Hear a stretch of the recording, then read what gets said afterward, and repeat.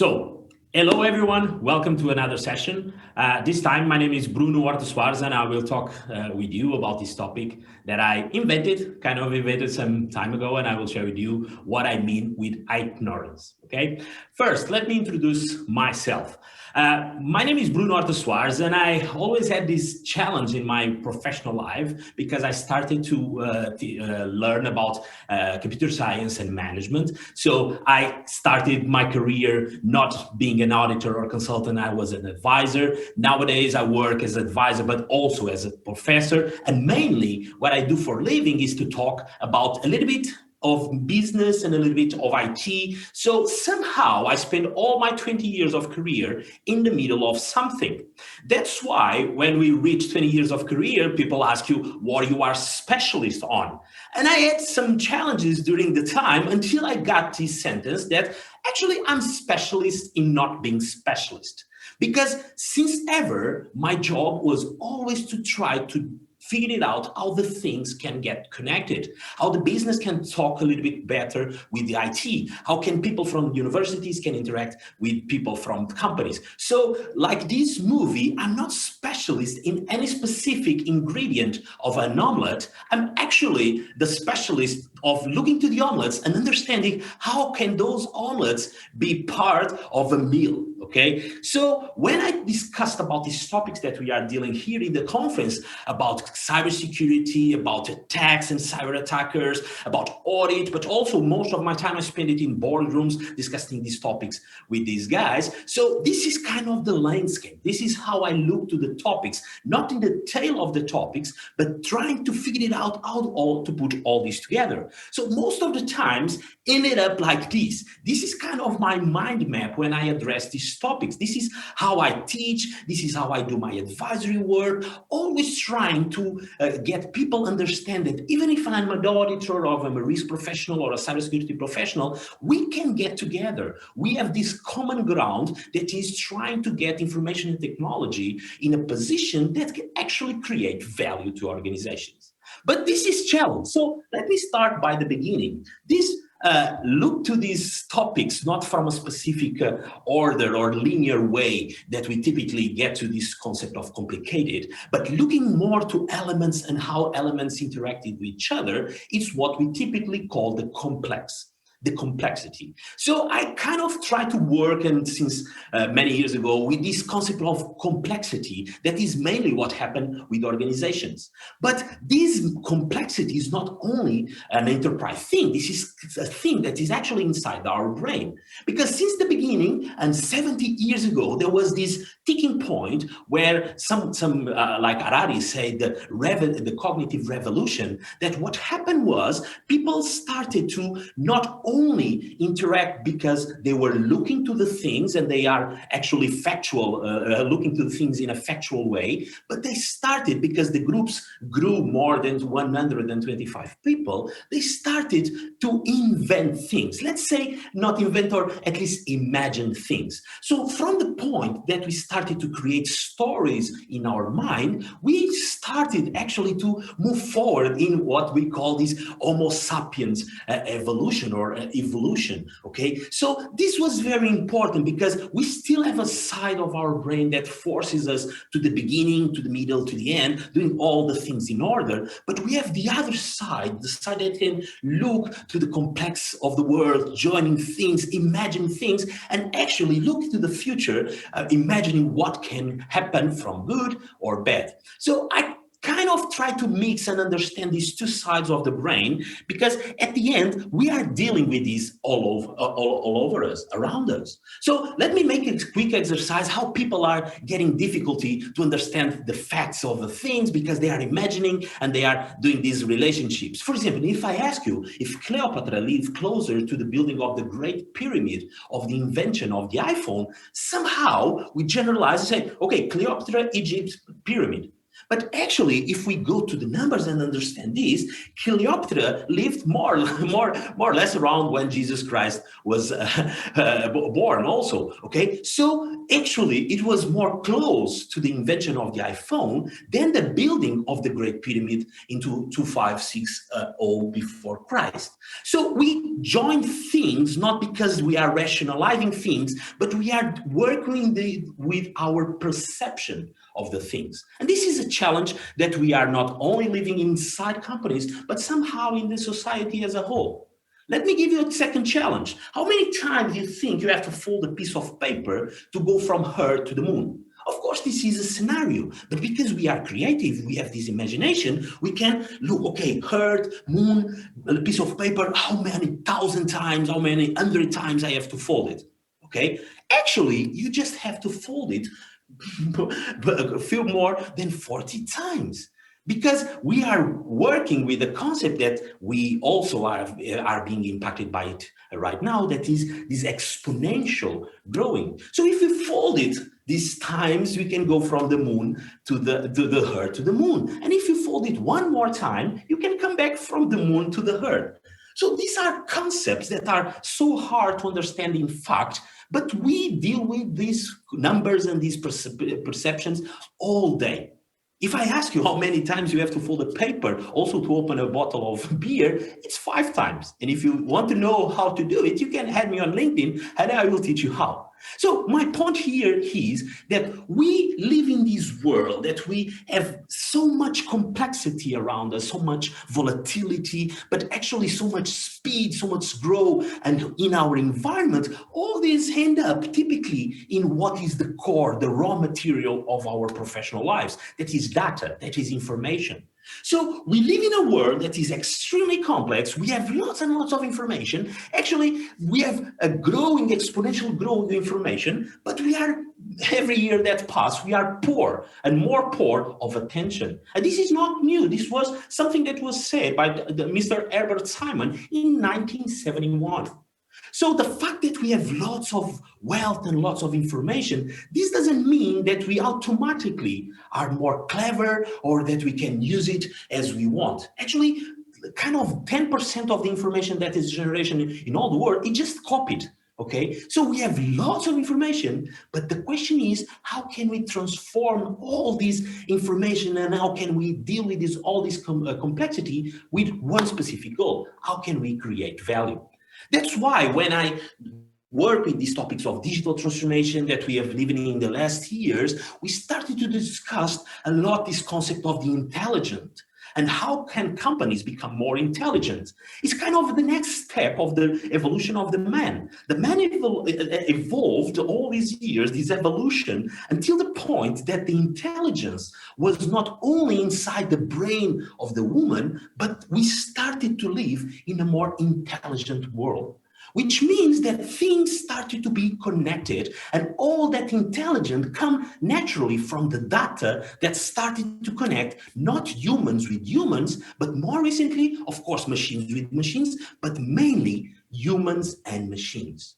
So this is the tipping point where we are not only with the challenge of understanding how can we deal with this evolution and how can we deal with these disruptions that we already faced and faced in the past, we faced definitely in the last year, but we'll keep facing. So the question that nowadays, the word that probably will be the word of 2021 will be, how can we be more resilient when we are all connected? Humans with humans, humans with machines, and all together because we want organizations and society as a whole to become more intelligent. So this was my challenge when I worked with the companies and let's do the digital transformation. But when I started to do this, not only in the organization, but also I teach in universities and discuss with my students, I somehow came to a point that I understood that I was sharing knowledge, trying to explain others about this intelligence, these great things, these use cases that you can do. And there was this moment that I felt that the thing that I was doing was not the only thing that must be done. This means that I started to understand that all the knowledge that we were throwing or that I was throwing to companies or students was not being absorbed by them. So somehow I started to discuss not about intelligence, but I started to study about ignorance. Because I really understood, because when we teach and when we work in digital transformation, we start to understand that we are living now in an economy, in a society that is no longer an economy of offer, where companies prepare intelligence products and services and offer. We are actually living in an economy and society of the people that want to search for the things. So when we are starting to not thinking from the company to the people, from the teacher for the student, and we put in the foots of the other companies, the other clients, the other students, we start to feel this challenge of how can we deal with this topic of ignorance. In companies, when I work specifically with topics like digital transformation, in particular artificial intelligence, this was also an issue because organizations were so concentrated in sharing knowledge and training machines that I started to question myself, but come on guys, are we able to teach machines? Do we know what are we teaching? And I come up with this sentence that I felt amazing. That was this sense that we want to learn and we want to learn more, and organizations want to learn more. But actually, when we start to learn about ignorance, we discover that we are, as humans, we are actually always learning. Somehow we are always teaching, because every time we speak, the other side, we learn something. So we are not, as humans, able to learn. We actually cannot avoid to learn. And that was something that shocked me there, because I was working with companies that were teaching bots and teaching how the bots should work. And I realized, no, probably we must be aware not only about our intelligence, but also about our ignorance, because we are teaching things that are the good things. But we must be aware that we are also trying to teach things that we are not aware, that are not right, that we sometimes call it the bias. So this is the core moment where I say, okay, there's a challenge, because we need to understand our vulnerabilities, our challenges related with intelligence, if we want to teach not only other humans, but also teach other machines, okay? So this challenge of learning knowledge and not learning ignorance is kind of the moment that we are on. We need to be aware of all this complexity around us. We need to be aware that we have lots of information, lots of knowledge, but how can we put this in the value creation side? How can we create value with it? So what I'm going to share was this kind of invention, because I started to learn about ignorance, but I come up, okay, I don't have to teach or know about ignorance as a whole. My specific concern was about this information and technology related ignorance. And I will spend the next slides explaining what I'm going to say now. Ignorance is not only a bad thing. It's a thing that can be good or bad. That's why when I generally use this word of ITnorance, it's mainly just to put this moment in this position that we need to be aware that the people around us are not so well informed and don't have the same knowledge that we have related with information technology. So this was my challenge in organizations, in classes. And this is the challenge that I want to help you to address, because I'm sure you also have this problem, to talk with others that are not so aware because they don't have the background, they don't have the curriculum, they don't have the years of experience. And sometimes you are so excited to talk about these new IT things and digital things. And the other side somehow is ignorance in what it comes with information technology. So how to solve that? How to connect better with others, how to communicate better with others, if not understanding the type of ignorance that the other side have, and somehow that we also have.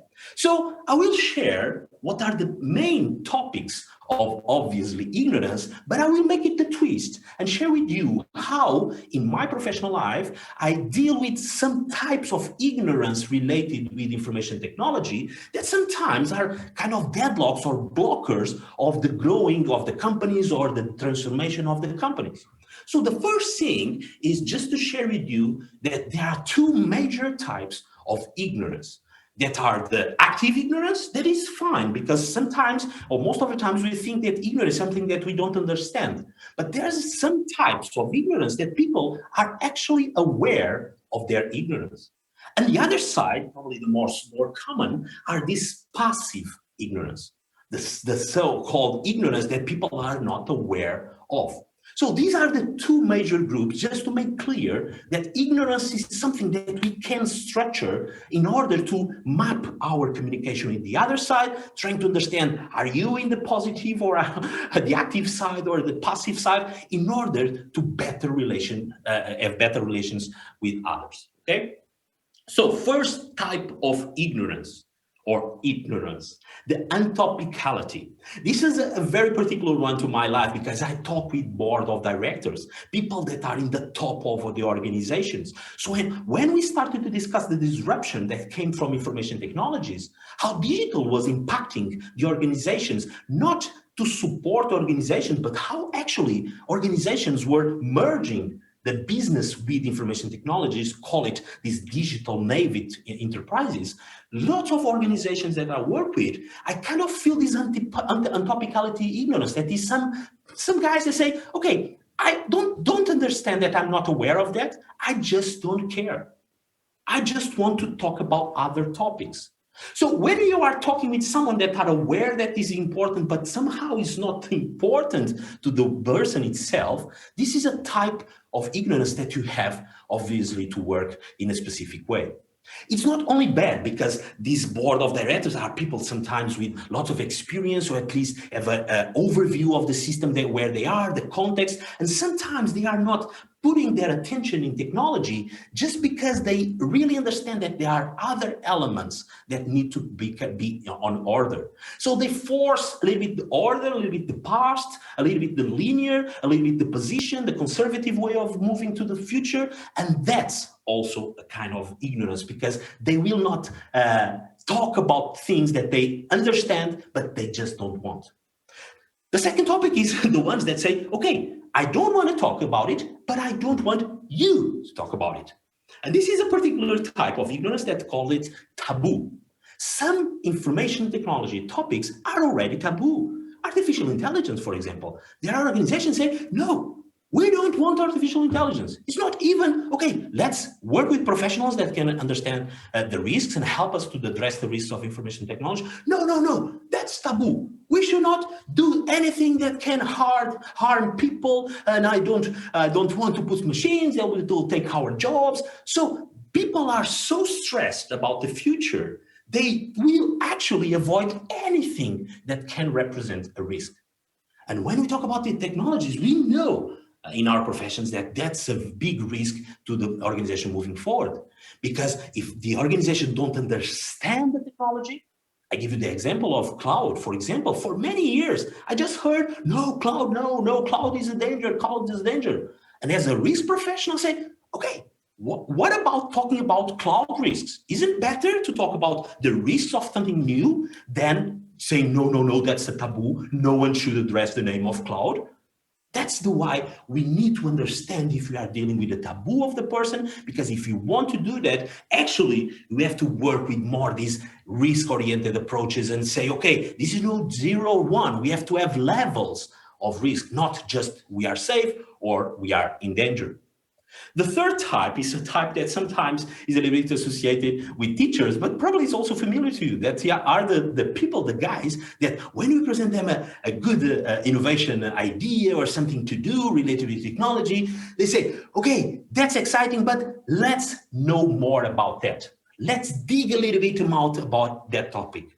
And somehow it's a positive ignorance, because they already understood the general topics, but they feel they are ignorant, so they want to know more. And sometimes these want to know more, we lose the chance of doing things.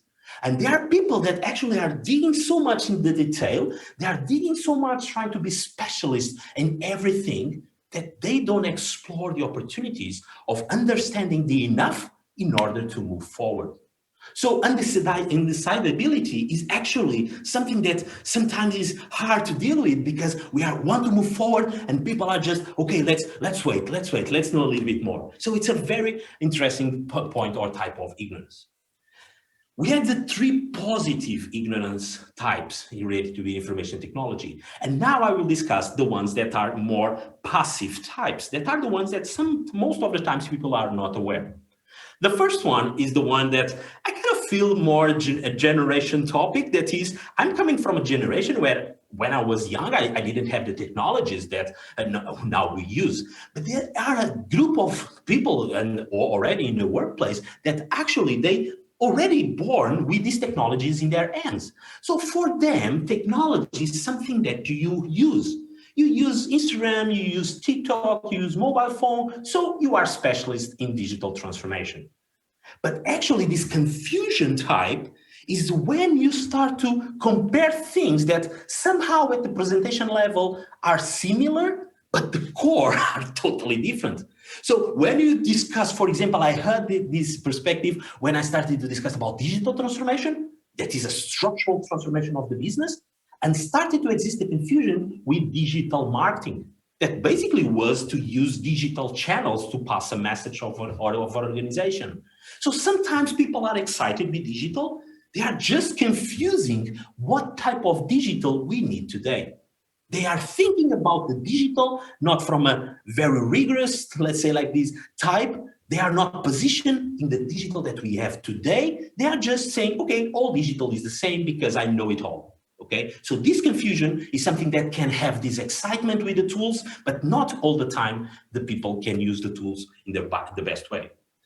The other one is the inaccuracy, okay? So this is kind of my type, as I mentioned in the beginning, okay? It's the way of moving forward with just knowing that things are okay, okay? In my case, as I mentioned to you, I want the organization to move forward. So in my perspective, I don't have to be too much accurate in things. I just need to figure it out, how can the blocks work together? How can the elements represent in the same landscape? So I can move forward knowing that.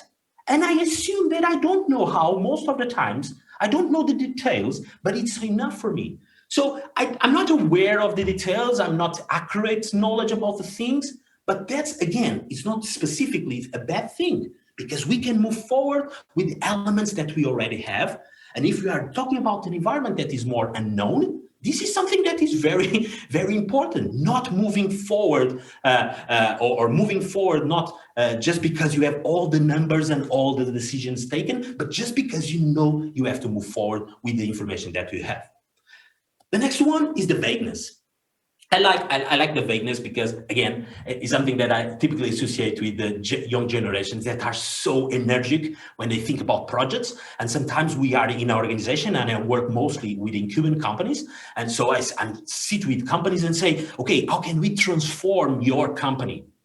And people are so excited with this changing of the world that they kind of say, no, I don't care about transforming small things. I just want to change the world. So when you discussed about changing the world, changing the universe, the next Tesla, I want to be like Uber. So you are putting yourself in a so vague position that it's good because you are driving yourself to change the world, actually, and people get motivated about that. But at the end, that ignorance that is around generic things, vague things, will have somehow an impact because you lose your concentration in changing actually things. You want to change the world, start by changing your home or your neighborhood, and that's in the corporate side. Start to doing small things in your organization. Start to using use cases of transformation and not only wanting to change it all at the same time. The next one is the probability, one that is core for you guys from the risk area, that is somehow when we work with the future as risk managers, risk professionals, we are always working in an ignorance status because we are discussing about something that will happen in the future. So we are always working, and look how funny this is. We work with probability, and probability is actually a type of ignorance because actually you are just making chances of things happen in the future. So this is as we professionals of risk say, it's a good thing. It's a thing that's saying, okay, I don't have a crystal ball. I don't know what will happen, but I can work with chances. I can more or less understand the probabilities, looking to the past, understanding the present, and projecting the future. So sometimes this is good because if people know they have a chance, they move forward. Even if they ignore all the other possibilities of bad sides. We have also this in startups, for example. Any startup that just are created know the probability of fail is higher, much higher than success. However, they move forward. So having this sense of probability and say, you have 1% of chance in 100, and someone say, okay, you tell me I have a chance, this is how ignorance also can be something good. So in the world of IT, where most of the things that nowadays are happening are very confused, very ambiguous, actually the unknowns around us related to digital are so big. For example, in security, we are dealing with a problem in an organization that explain in organization, this is not about being secure or not secure, it's about level of secureness. So the name level will come to this point. How can we share the level of things, the probability of things, and people understand us? Next one, ambiguity. The ones of you that deal with IT vendors will probably understand this very well. That is, somehow when we deal with things that are not clear by design. For example, we can have a IT vendor saying, okay, let me show you this hot thing. And hot is is ambiguous word, okay? It's somehow exciting. Okay, this is hot, this is new, this is something spectacular, or it is hot because I will burn my hand. Is exactly the things that organizations are feeling. The ambiguity is something of a part of ignorance because we are dealing with concepts that are not very clear, are not very scientific. Anyway, we need to go with them. We need to get these ambiguous and work with these concepts for the good that we have to move forward for our own good. Okay, so this ambiguity, sometimes we are tricked by vendors, but sometimes it's the way of unblocking the move forward of using some technologies. And finally, probably the one that more people understand or connect to ignorance, that is the absence of knowledge, of course, okay? So this is something that we typically say, oh, that's a bad thing. When people don't have intelligence, that is a bad thing. As a teacher, I can tell you that every time a student sits in front of me with absence of knowledge, but actually is able to learn, is something amazing. So the absence of knowledge is not only a bad thing, because if you are aware that you don't have information, and if you are able, if you want to learn, that is something that is good, okay? So the absence is not, I feel sorry, you don't know. No, probably those are the ones that are more able to understand new things, to move forward, to reskill, to upskill, and to get with this IT. Even if they don't understand, they are motivated and they want to understand. Okay, so these are 9 types of ignorance that we can put together inside the house of unknown. That is somehow the house of Semafor 2021. We are here because we understand that out there, we're living in a world of unknowns and unknowns we don't know that we know. But every one of you that's seated here in Semafor, you are aware of your ignorance. That's why you are here. So the challenge is, how can I take the more advantage of these sessions? How can I take more advantage of these online sessions and the knowledge and the books and so on? So the challenge is, what is the side that I will take? Will I go through the known knowledge? That is, I'm aware that I don't know, and I will extend my knowledge and I get more knowledge. And every time I get more knowledge, I come to a new stage of ignorance, but I keep spinning in this good side of the wheel. Or I will go to the negative knowledge. That is the easiest path. That say, okay, I will pick up the first thing that come out. So this is the real challenge. Be aware of your ignorance is the best way to take the best advantage of the knowledge that you have around you. That's why, again, when I work with other organizations, I position these images to shock people. Oh, this is your organization. This is how I think. This is how I connect to cybersecurity, risk, control, governance. I use COVID. But then I show how wonderful is the knowledge that ISACA can give us. And this, in the future, if you want more information about this, please contact me. But it's the way that I, for many years, get to share with people that we can be risk managers, we can be auditors, you can be professionals of security, you can be managers working with governance. But we all share the same common ground, that is ISACA knowledge. So when I position all this landscape and position it in a complex way, then I say this is just to organize all the amazing knowledge that ISACA have available right now.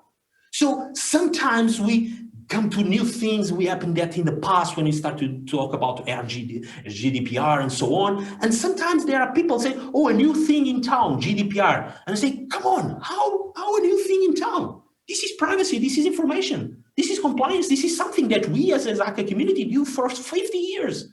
So look to the information that is available on ISACA, work with the knowledge. Most of the times you are in that position that I mentioned, that is a poverty of information, because you are just not paying attention or enough attention to the quality of the information that you already have. And the challenge most of the time is not to create more knowledge, but get these links among all the knowledge, all the information. So this was my session about the importance of understanding the ignorance in order to force ourselves to learn more, but also to understand the ignorance or the ignorance of the others in order to attack or to talk better with them.